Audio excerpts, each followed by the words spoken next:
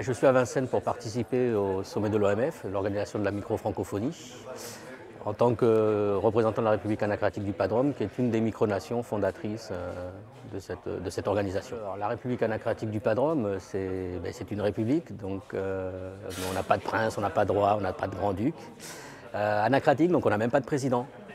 On a juste un représentant qui est chargé, responsable des affaires générales, avec ensuite d'autres représentants pour différents bureaux sociaux, culturels et autres. Elle est essentiellement basée dans le sud-ouest, puisque le représentant que je suis habite dans le sud-ouest et près de Bordeaux.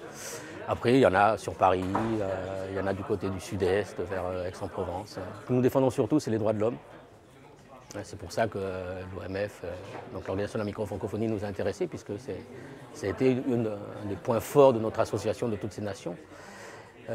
Droits de l'homme au sens large, avec une réflexion progressive sur les minorités, y compris les peuples indigènes, qui même des fois, pour de bonnes raisons, sont malheureusement maltraités. Donc ça fait partie vraiment de nos attachements forts.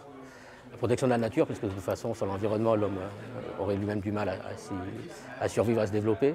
On est aussi très proche de Nova 3 au niveau des frontières. Voilà, on serait plus pour la possibilité des gens de se déplacer au gré de leur envie et de leurs besoins. C'est après les discours du président de la République française, Nicolas Sarkozy, où on s'est rendu compte quand même que la France, patrie des droits de l'homme, patrie, droit de l'homme, pas de Rome, et ne défendait plus trop vraiment peut-être ses valeurs, et donc à partir de là on a essayé de relever le flambeau en faisant donc cette patrie des droits de l'homme. Le pas de Rome, en fait, c'est un acronyme.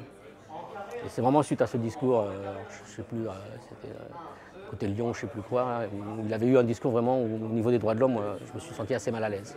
Et après, dès qu'on veut faire passer une idée, inscrire un article dans notre constitution pour défendre un point particulier, on fait des votes. Et là, Internet permet la démocratie directe, justement. Donc on a un parlement où en fait tous les citoyens ne sont pas représentés, mais sont présents. Ils peuvent ainsi voter.